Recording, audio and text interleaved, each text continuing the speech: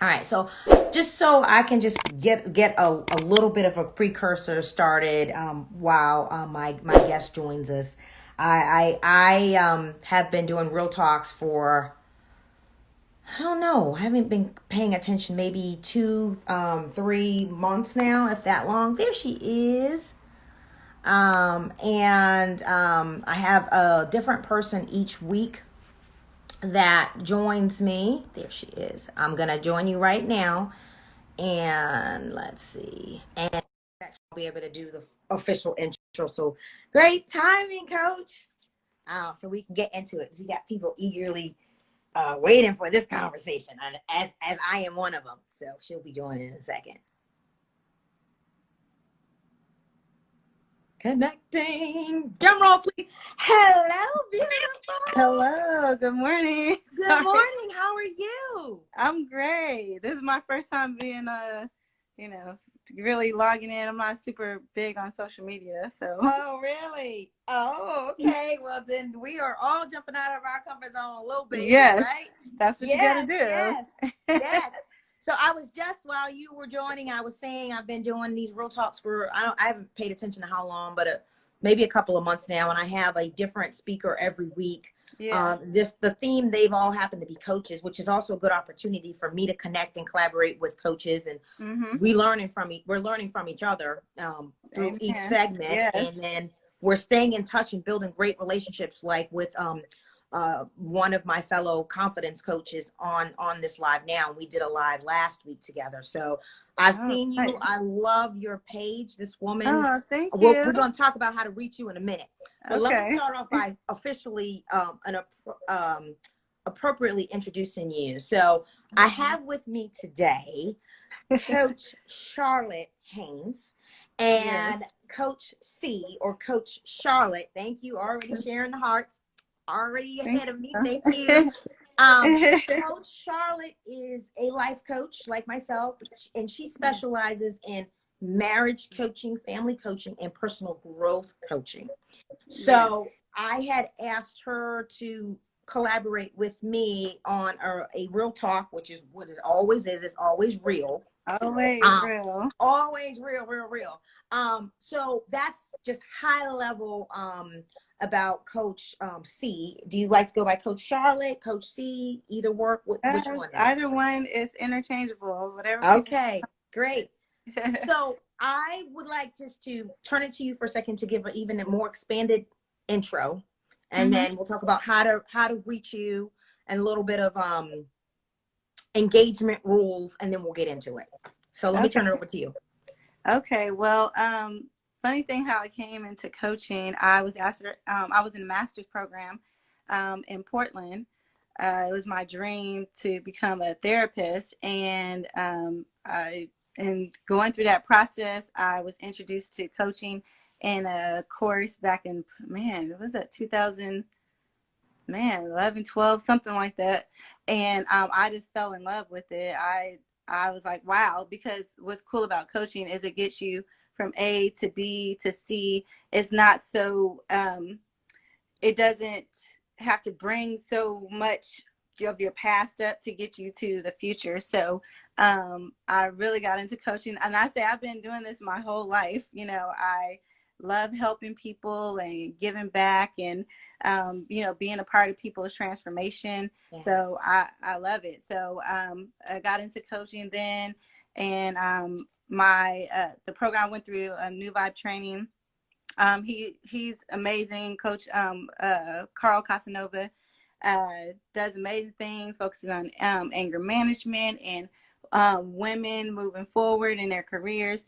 And so coaching's been great for me. I have, and it allows me the independence I was looking for, because at the time I had just had my fourth child. Oh, and my husband had just started a career where he was traveling, and I wanted something where I could start it up right away, start changing people's lives, and it be on. It was just more. I think it's more personalized and more, um, just high impact, but like a deep kind of instantaneous kind of change with people. So I just enjoy it. Awesome. Thank you for sharing that. Yeah. So I always like to ask at the beginning to share how people can connect with you, just in case they jump off earlier, and then we'll bring it up again at the end. So how can people connect with you, find you, so they can learn more about what you do, who you are, and your practice? Oh, well, of course, you can follow my Instagram page. My Instagram page will link you to my website, which is charlottehaynes.com. So it's pretty easy to find. And it's Haynes with a Y. It's like the underwear, but with a Y. Yeah. charlottehaynes.com. And I also have a podcast called Dear Charlotte. So you can find it on iTunes or wherever podcasts are offered. So, get that. I have a Facebook group. So there's a bunch of ways to kind of interact and engage. And I have a book coming out. So look for that. Woo! Yes. Oh, my husband's on here. Hey, husband. Oh, hubby's on. Uh-oh. What are we going to say? No, I'm just kidding. Don't call me right now. Okay. So thank you for sharing that. And your Instagram handle, just for people who can't see, it's what? It's Coach_C Haynes.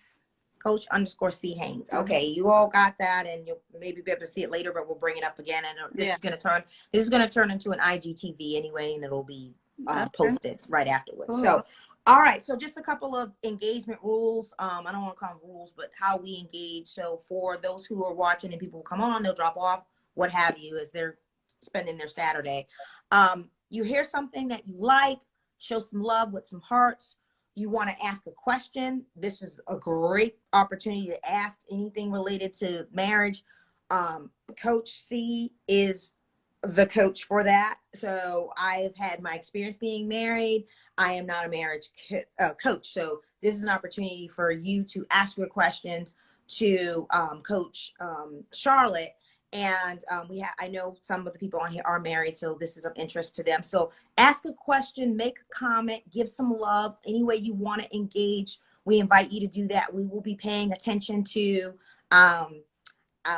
those who are making the comments and try to make sure we come back to them, because we'll be engaged in the conversation. And then we'll want to make sure that we fold you back in at some point as well. So with that, let's get into it. Okay. So let's talk marriage. You are a marriage coach. So share with us, if you will, marriage and what experiences you've had coaching people, what coaching advice you give, just marriage, what comes to mind, what should people hear? It's tough. It's tough.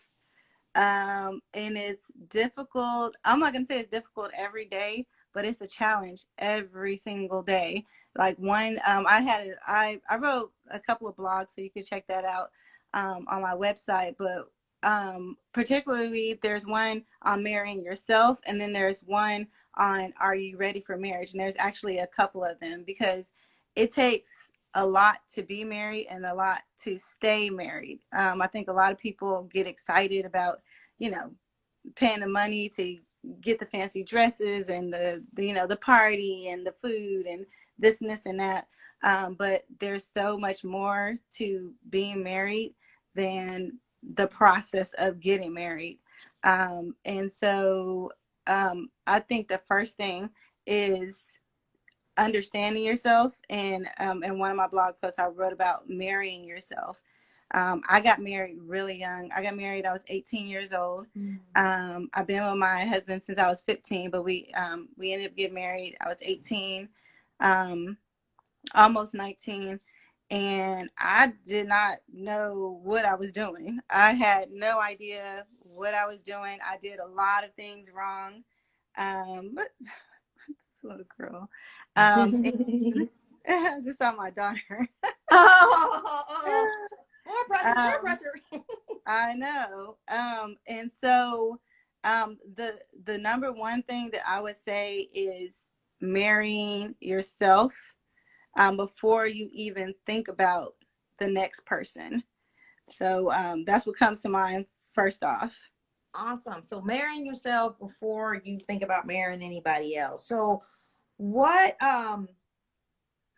you mentioned that marriage is tough, it's difficult, it's challenging, and you want to go into a marriage if you are not married. If you are married, you want to stay in a marriage. Some of us have already been married, myself, and Mm-hmm. divorced.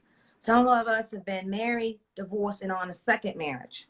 Mm-hmm. So I really am interested in hearing, and I'm sure the people who are watching and listening are interested in hearing, is we want to get or stay married, but Mm-hmm. what is marrying yourself? What is that? Well, marrying yourself is first falling in love with you, um, and figuring out what you want. When you get married to someone, that's basically what you're doing. You fall in love with them. You figure out what they like. You figure out their needs. You figure out their love language. You try to be compassionate toward them. You give room for mistakes. So if you do that for someone else, you have to do that for yourself. Mm-hmm. So you have to be kind to yourself and say, look how far you come in this or that. You're growing. You have to understand what you personally want.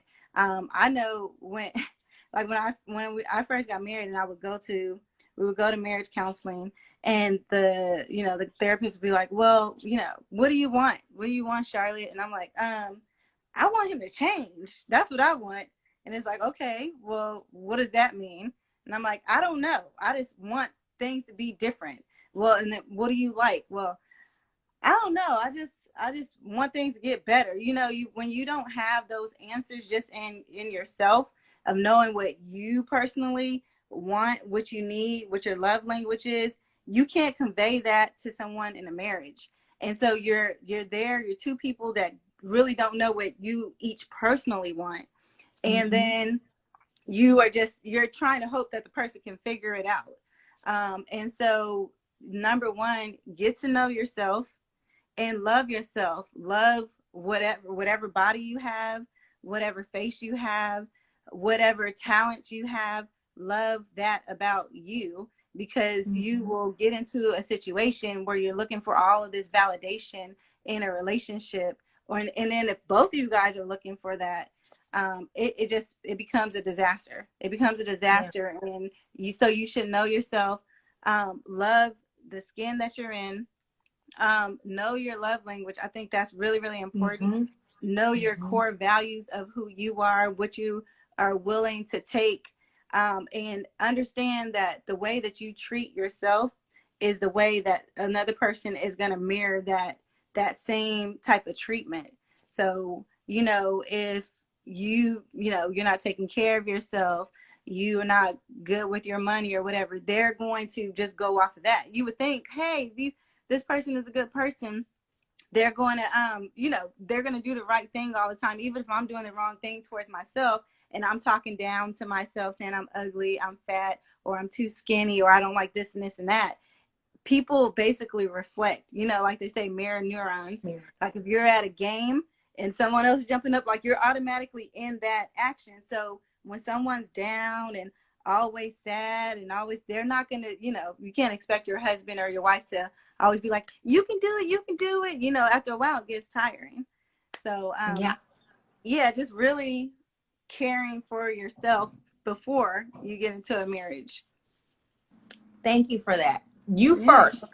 Caring for yourself and know what you want. So, Sarita has a question, and I don't know if it's all on here. What advice would you give couples for managing through this pandemic to not, and the rest got cut off, Sarita, to not kill each other? What was Yeah, I the piece that know. was that's missing? that's been a big Get thing. frustrated with each other. Okay, that's a um lot more yeah, safe and sane. definitely. Okay, not get Okay, frustrated. look, my husband, he was here.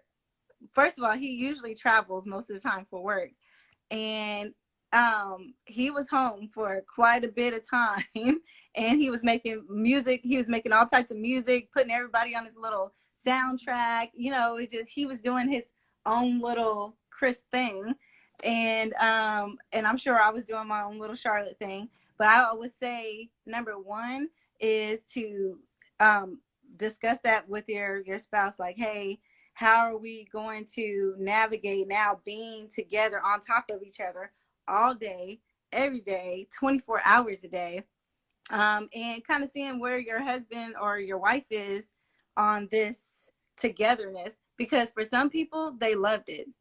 They love, because that's their love language, is quality time.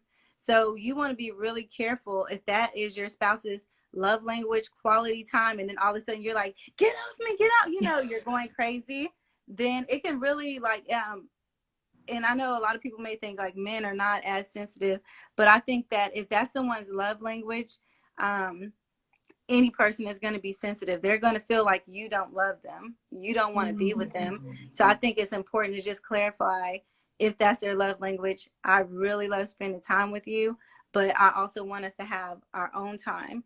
And one of the things my husband did, and I did, I would go on walks on my own, just go out to the park, walk around. My husband, he got a new little drop top convertible. So he would, just go on rides, to go ride off to San Francisco, or just to spend some time alone. And then I think another cool thing is to still have a date.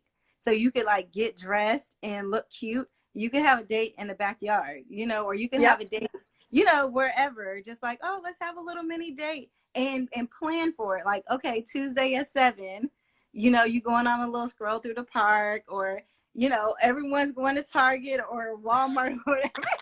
That could be a date. But like, just go on a little date. So I would say, first have that discussion to understand how they feel loved. So you're not, ripping their little hearts out if they really love spending this time together and it's killing you. And then, take that time for yourself to take a walk, take a little drive. We went to Sonic. We were having fun. We are just watching, people driving around. Take a little drive. And then the other thing is plan for some dates, backyard dates, kitchen dates, walking dates, whatever it may be. I thank you for that. Space with the person, space away from the person, and be really clear up front. Yeah. How are you going to do this? So love language is something we hear about a lot of. I mean, some people say your love language, but they don't really know what that is. So what's your advice on learning what it is for your spouse and for yourself? Yeah. Well, the easiest way is going to that 5lovelanguages.com and taking that assessment. It doesn't take very long, but I think people tend to already know what their love language is based on what you do for other people.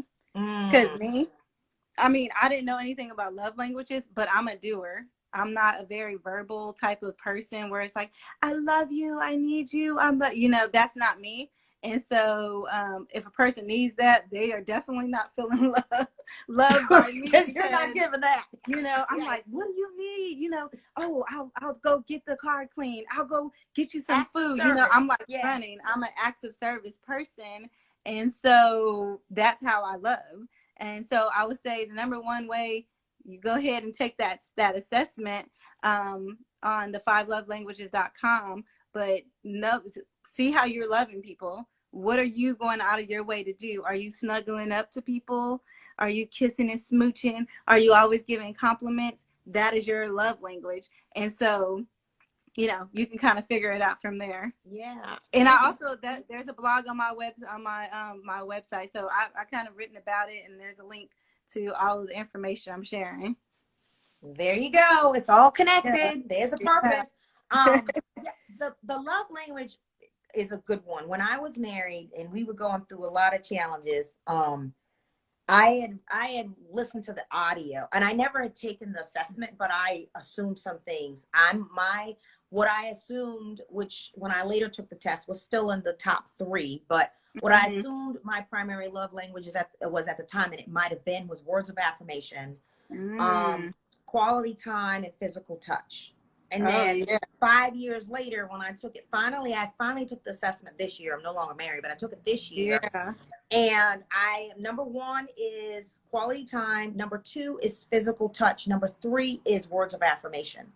So for some reason, I guess over time, I feel like I've gotten it, or, so it's not the top one, but it was very close to my Yeah. number two, so it could go Mm-hmm. either way. Uh-huh. What was hard for me was being married, and maybe you could shed some light on this, is yes, physical touch is very important. That's my husband. That's what your husband said. I caught that. Caught that. Is I was trying in the way of not just learning me, like, yes, words of affirmation are important for me. I think his way was acts of service with me, and acts of service is like 4 or 5 on my list. Oh, Where yeah. at that, huh? No, go ahead. Yeah, so I was probably giving him what he didn't need, and he was giving me what I didn't need. But I was also, the struggle was I was learning, but I couldn't get him to do the same thing as far as learning the love language, so that we could probably connect better because we knew each other's language. Yeah. And so what is your advice when you're going in this direction and they're going in that direction, and you're scared because you're supposed to do this, right? But you're doing this, and it's like, uh-oh. Yeah. No, I mean, hey, I'm right there in the boat, because my husband's love language is definitely different than mine. He does like verbal compliments, and it's touchy, and I'm not. I feel like I'm lovey-dovey. I mean, my husband probably would not. I know, agree, she's like, but not to the point of if that's his love language, and mine, like I said, is acts of service. So I think it's frustrating on both sides when, like you said, your love language is you said quality time, words of affirmation. At that time, it's now 3, but quality time and physical touch.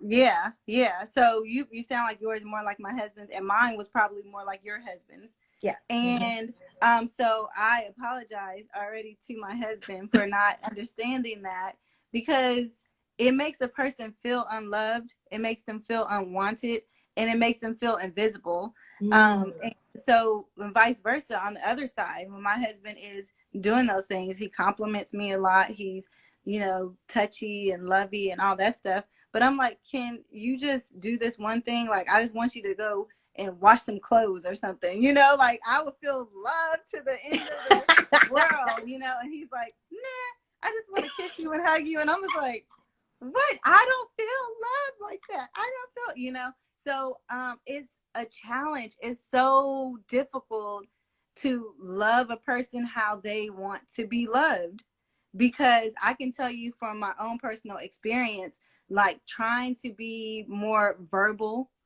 about, because I'm a doer. So when I'm looking at something, I might feel like I want to say, I love you, or you look good, but it's a challenge. Like, it really hurts my head to try to do that, because I'm used to it just being inside, and I'm just like, I'm feeling it inside, but I don't want to say it.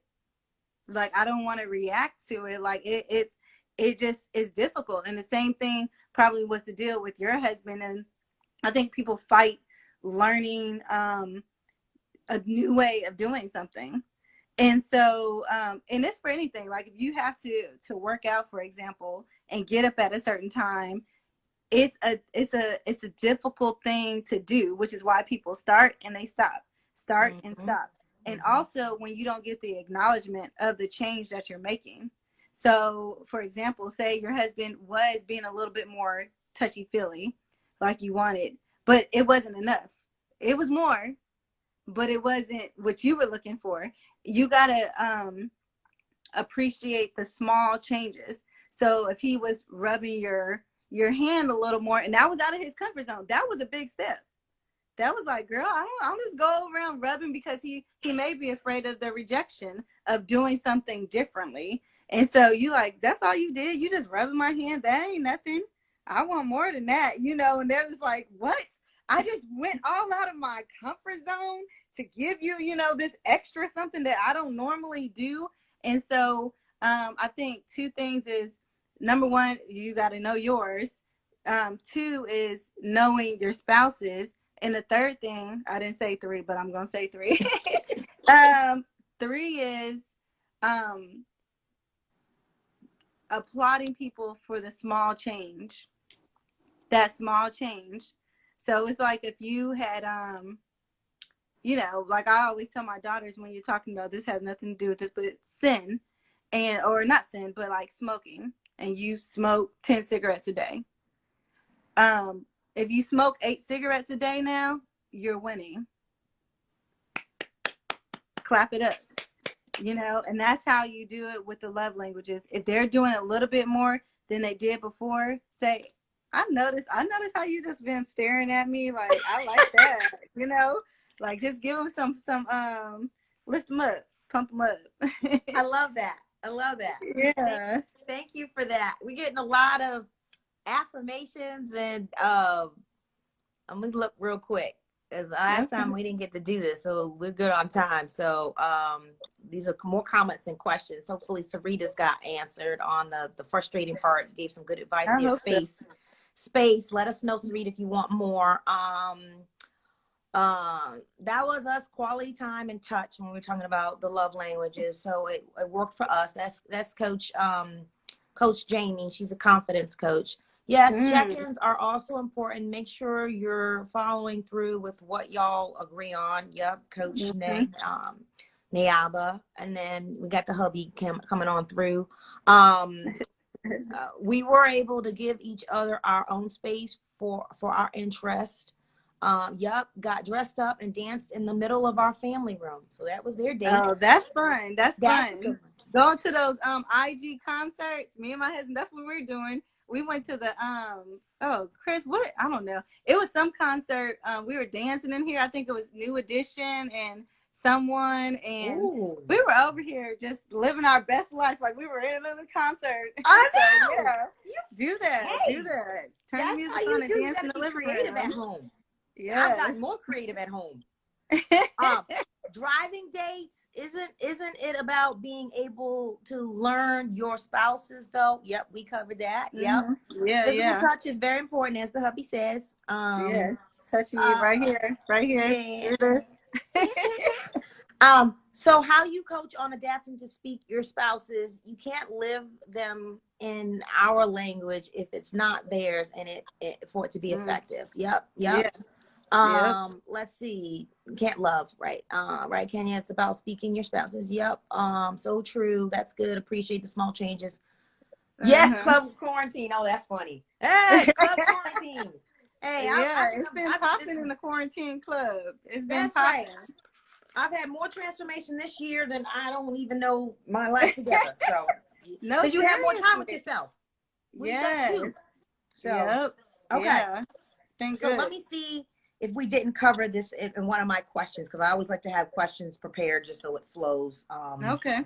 So how do you recognize when you're falling out of love with your marriage and yourself? Oh. And what might that look like?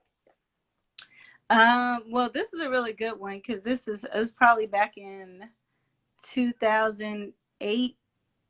No, we live in Portland, so it had to be 2000, probably around the time I was going through the coaching certification, and I was trying to figure out how to fall back in love. I was feeling really disconnected, and I think for yourself, feeling like you're loving yourself less is I think people avoid the mirror. Like sometimes I don't even know I look crazy, and I'm like, whoa, you know, I didn't know I looked like that, because I don't look in the mirror. I'm kind of just going, giving to everyone else, doing everything for everyone else. And so I think you just kind of become distant from the things that you love to do. I like to write poetry. I like to be with people, but you kind of start to get isolated. You don't really care about what you look like. And you get distant from yourself, from the loves that fill you up. And then I think in a marriage, when you feel like you're falling out of love, and I don't necessarily think that it's falling out of love. I think that there's just distance created by life. Everyone love is a daily choosing, and so it's not really like people feel like it's a feeling. It's really a daily choice, because there are days where you are going to want to literally choke them and throw them off to the side somewhere. And then in that same day, you can be like all cuddled up in a corner. You be like, how did this what? You know, so I think that, but you see that distance. I remember there are times where, you know, we would just, you know, when your husband or your wife comes home and you're just looking like you don't want to touch him, it's like, you go ahead and do your thing. You know, you finding a reason to get away from them. Let me go. Okay, I got to go and flip this chicken or something. You know, I got to go and, you know what, I feel like scrubbing that toilet right about now. And they just got home from work or school or whatever. And it's like, you're supposed to embrace. And so I think you just start seeing that distance of when they come in the house, you're trying to stay away. You know, you don't want to have too many conversations. You guys don't want to watch the favorite show together. You don't, you know, you just kind of like, and that distance is a bad thing, because they're looking for someone to get closer to them. And if you're not getting closer to them, it might just be a friend. It doesn't have to be another man or a woman, but something is filling their space. And, you know, so you're talking less on the phone, or you're texting less through the day, or you know, when they come in, you're not having those little cute little kisses at the door. And so you have to understand that someone is filling in for the missing space that you didn't fill. And it's not the Lord and Savior, Jesus Christ. You right about that. Let's be clear. Mm-hmm. Yeah. So yeah, it's important to try to bridge. It's so difficult. It's really, really difficult. But that, I think that's how you kind of recognize that distance in yourself and with your spouse.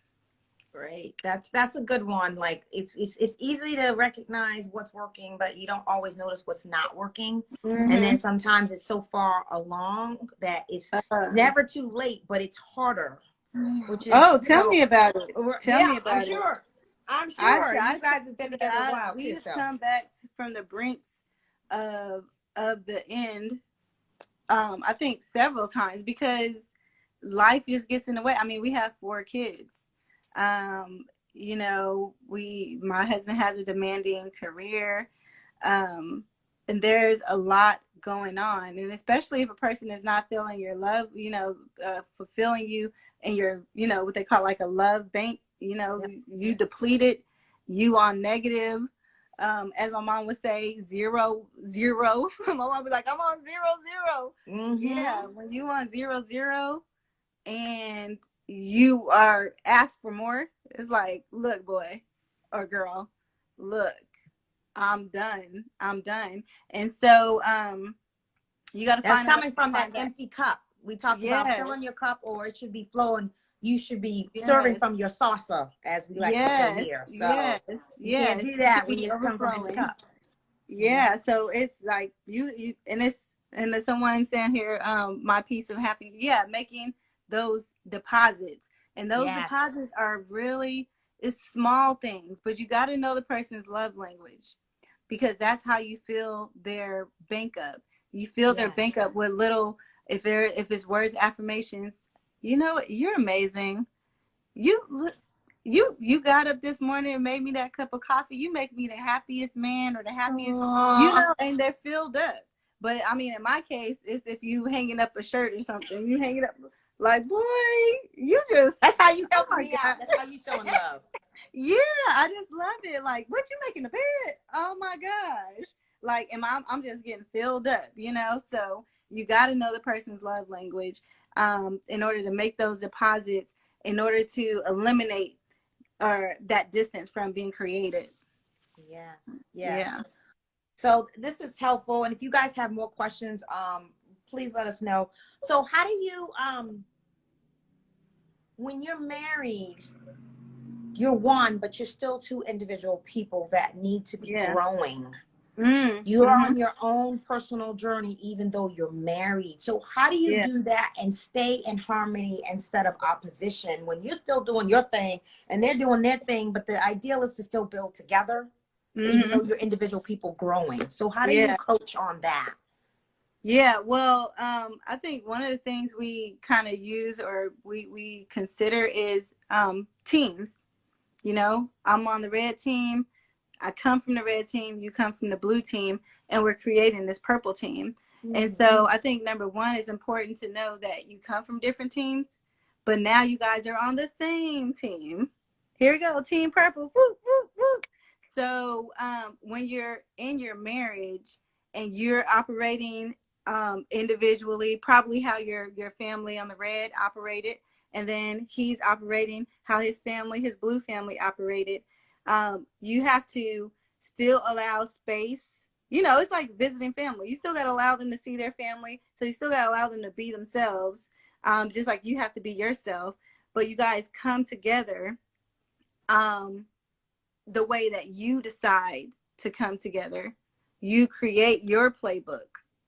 How are we going to do this? Are we running straight and then we doing a zigzag? We running straight and we going left. We running straight, going right. You have to decide your own way of doing things, because I think in marriages, people tend to say, well, my mom was a stay-at-home wife, and so I want my wife to be a stay-at-home wife. And you can't go out there doing your own thing. Only I can do my own thing. You know, a man may think that. Or a woman would say, you know, we have a lot of independent women in our family. So I'm going to work. I'm running my business. And her husband may, you know, so you got to like kind of talk about these things and say, what are we going to do? So we are both fulfilled in this relationship, coming from different teams, and create your own purple team and your own way of navigating. So if your husband is a stay-at-home husband, that's fine. Let him be a stay-at-home husband. You're bringing home the bacon. It's all good, because that's what you guys have decided to do. That's the life you've decided to live. And you guys can still have your individuality, visiting your family, you know, playing your sports, doing whatever you may want to do. But you come together. It's a joint decision. It's not, you know, well, my family did it like this or your family did it like that.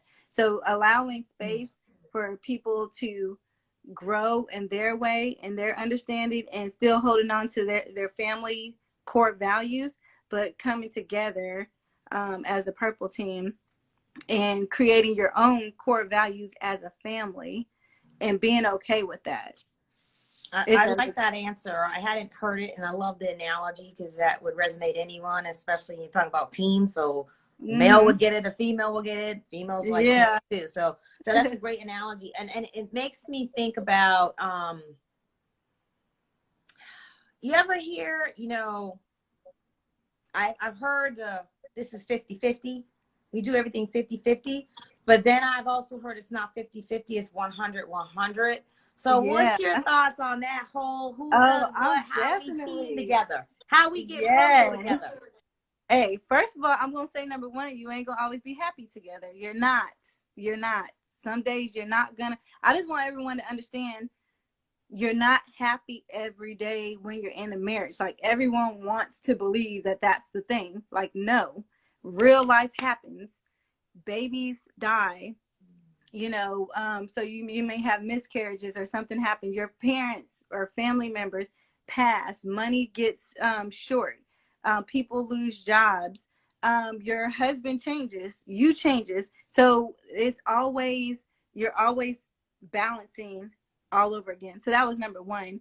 Number two is you were saying about the 50-50. When we first got married, that is enough. So we went and we spoke to our pastor and his wife. I think they had been married probably 40 years at that time. And again, remember, I'm 18. My husband is, I think, 20. We're there and they say it's not 50-50. That was the number one thing they said. It's not 50-50. It's 100-100. And the other thing she said is his wife. So the husband said it's not a 50-50 relationship. It's 100% each. And his wife said, what your tongue is like a two-edged sword. The words cut going in and they cut coming out.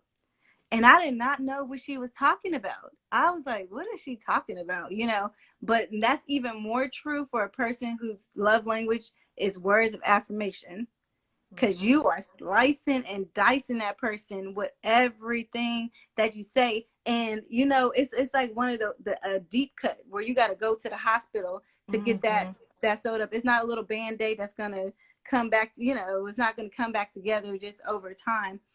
You got to go to the hospital for that.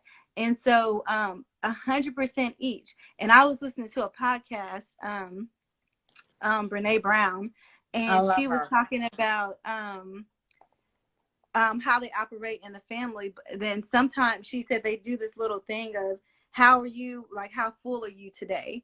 You know, are you operating at 70%? Are you operating at 80? Are you at a 50? And then that's the way that your spouse will know how much am I filling up. You know, we're trying to get to 100 today. So your spouse might have 70 and you might have 30. And together you guys are, you know, trying to keep that the family household at 100. But as an individual in a relationship, you're trying to give your all. But understand that we're human. We're going through life. And you might not have 100% for that day. So your spouse is going to have to give you a little bit of lenience. Like, okay, you operating at 50. You ain't at your 100%. You ain't, you know, not beating them down. You're not at 100. I'm giving 100. You only giving 50. Like that day, they might only be giving 50 because they're bogged down at work and with the kids. And, you know, something happened with their cousin or whatever. So you figure out a way to give that a little bit more to make sure that overall in the household, you guys can operate as close to 100 as you can. But on a daily, you should be really giving it your all, which is why you got to know, are you ready for marriage? Because you're literally giving your full, like, you're giving your full self. You're giving your full self. And it's a lot to give. It's It a is lot to not give. for the faint of heart. It's like forgiving over and over again. You know how that in the Bible says 70 times 7? It's like, wait, hold on. You calculating, that's 490, God. So 400, you just tally marking it. I promise I was like, there, okay, that's, okay, you at 339.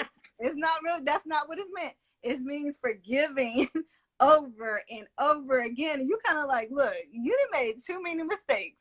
Too many mistakes. You didn't went past 449. The Bible only said for you know, like you tallying it up. And you're counting every record, and you ain't supposed to be counting every record. You ain't supposed to be counting. You ain't supposed to be counting. But that's how we do. You Yeah, know? we do. But that leads me to, you know, people go to counseling or coaching, and one of the mistakes of many that were in my marriage is how it started, how it went, and it probably ended better than it started and began because we were civil with each other. So that's something I really want to speak on, is when you are going through a divorce, to not become one of those women or men. Yeah. That's something I definitely want to speak on. But when you start getting into counseling like we did, we were already, it wasn't something we started because that would have made it maybe not get to where it got to. It was like not too late, but it was at that point because there was so much resentment. There was a lot of resentment, right? And you're trying to forgive, and you're trying to, well, you guys got to communicate, relationships build on communication. You're trying to do that. And, but you come from a place of resentment, so much baggage, so much, you know, record keeping, and getting to that 100 and feeling like you're the one who's always given 100. And the other person is nowhere near helping you get to that 100 together. You way up here and they way down here, and they trying. They're just like, oh, you good up there? Right, that's how you feeling. You're tired if you're the one. There's two of you, but you're trying to be at 100, and you feel you have to because that person is not. And then it creates a lot of resentment and hate and blah blah blah. And that is, to me, very huge around coaching and counseling. To if you could never get there, it would be great, because once you're there, it's so hard to get back, because it's hard to forgive, because you'll never forget, and for not being able to forget will bring back up the past, because you don't know how to let the past go when you're in the moment, because you don't want to resent, but it's part of your subconscious. It's automatic. You go into protection mode when you shouldn't be, in my opinion. We were talking about this last weekend with two other women. They're married, I'm not, and we were talking about, you know, this person who's guarding their heart, and I was like, well, yeah, sometimes you do have to guard your heart. The Bible says Yeah. everything you do flows from it. But then we Yeah. got into, well, should you be guarding your heart with your husband? And so we got into that conversation. But like you said, it's tough, it's difficult. I've lived that life. Yes. But people who are living it now, going back to recognizing when you're falling out, are you being resentful? Are you feeling like you're pulling your weight? Yeah. And the other person's not. Yeah. And that just creates, trust me, I lived it. That's creates, Goodness. and some of these women probably have, depending on their past experiences. But I wanted to share that and just get your thoughts because it's related. Hey, I've been there, and I'm telling you, it is difficult. It's very, very difficult to feel like you are giving every ounce of everything you have, and your husband or wife is really just chilling on you. They At live least in that's their what it best. feels like. You looking like, no, you are not. Oh, okay. So you're about to go and do this, but we got all this going on.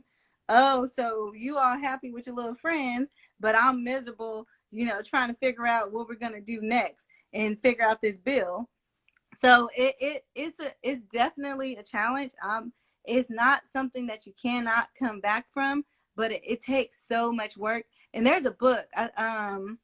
Goodness, I know. I think she said one person can make a good marriage, but two people make a great marriage. I think one of the things that I found, because I was that person, I felt like I was, you know, going hard, and giving my all and all that stuff. But what I would say is, what I realized over time is that I'm definitely a conditional type of love person. I didn't even know what unconditional love was, because everything, you know, I'm tallying it up. I'm like, you did this, you did no, I don't know. That one gonna go into the you ain't ever being forgiven box, you know. So I'm not gonna say I am, but I was definitely that person. And so over these years, what I've learned is that I was not as great as I thought I was. Like, I really thought I was the bomb. I was such a good wife. Like, I was giving everything I had. But again, I did not know my husband's love language. I did not know how to be a wife. And there's no specific way of being a wife, because you're a wife to an individual person. So, you know, that is going to depend on that relationship, creating that playbook together. But I think one of the things that I did personally is that I looked at myself. Of course you can, and other people probably will co-sign, because people co-sign for me like, girl, you good, like what, you know. But number one, people don't know the ins and out of your relationship. Number two, people don't really know you how your spouse knows you. You know, like you're out there being nice and perky to the next, you know, like some people even get upset with how their wives react to, you know, or a husband reacts to, you know, just someone nice at the store. Oh, you just gonna help her with her bags, but you won't be carrying bags in the house for me, you know. Oh, so you just gonna praise him and say that he spoke well, you know, at church, but you ain't gonna praise me, you know. So it's very important that you know your spouse's love language, and you really have some introspection and self observation. You have to observe yourself and not put yourself on this pedestal of thinking that you were just the bomb and you were fulfilling your husband or your wife to the highest level, because oftentimes you were lacking. You didn't do as well as you did in your mind. You did, because you're loving him how he wants to be loved, or you're loving her how she wants to be, how you know how you want to be loved, but you're not loving them in their way. And so I think in a relationship, it's just like a baby. If you're not giving them what they want, they're pouting, they're, you know, going off. Everyone has a different way of dealing with things. Some people stonewall, they're not talking, or they might be kind of just, standing there in the hallway, like just blocking your way, or they might just leave, go on, I'm hanging out with their friends. And so you're like, this is a problem in our relationship. You're not giving your all, but they're reacting. And that's the difficulty in relationships, is because we're reacting as we're interacting, and all at the same time. So it's just like, Yep. and it's confusing. Yes. It's like, okay, you don't see it in the moment. You don't see it. You don't realize that they're reacting to what you do, and you're reacting to what they do.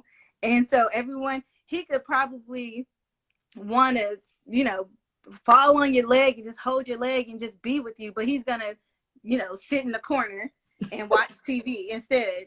He probably dying to be with you, but he's like, no. She already didn't beat me down too many times. I'm about to stay over here. So marriage, you're always reacting and interacting and reacting, and it's just going and going. And so, like, my husband and I, we're having a conversation with our friends, and they've been together about the same amount of time. And then someone said, well, what's some advice we could give people about how to stay married? And he said, just stay married. He just said stay married. Just stay married, because listen, it's a difficult thing, and there's some things that you never get unless you are in that same situation, figuring it out. I mean, I can tell you from my personal experience, it is so difficult to stay married.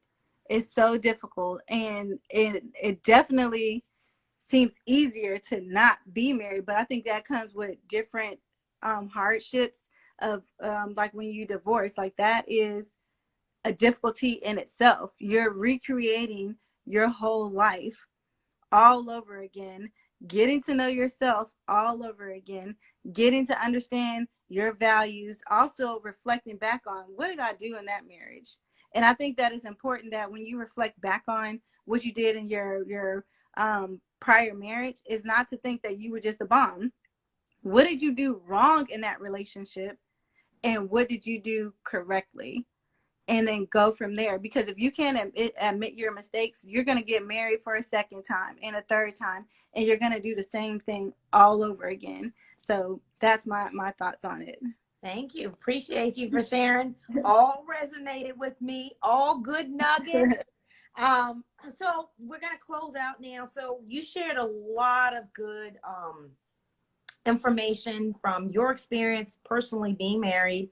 And I'm sure all this stuff comes up when you're doing marriage coaching, I'm sure, plus some. Yeah. So out of everything that you shared, what would you say are the 3 takeaways to stay married, not get divorced? 3 takeaways. Find out how you feel loved and what you want in a relationship. 2, find out how whoever you're going to marry feels loved. And 3, going into a relationship realistically, that is not about to be butterflies and kisses and roses every day. Be ready to go in there and fight. Some days are going to be, whoop, whoop, oh, we having the best day. Y'all going to be dancing in the living room. And other days, somebody is sleeping under the bed and somebody's sleeping on top of the roof, but come back together. Come on back, So yeah, that's my. And so I'm not gonna forget this one because it's funny. I love it. Marriage coaching versus marriage counseling. What's the difference, and how do you keep that going? Yeah, well, marriage coaching, like I said, coaching is really all about that A to B to C, and that type of growth. I think marriage counseling, it dives deeper into if you have any. There, you might be dealing with a relationship with psychological issues.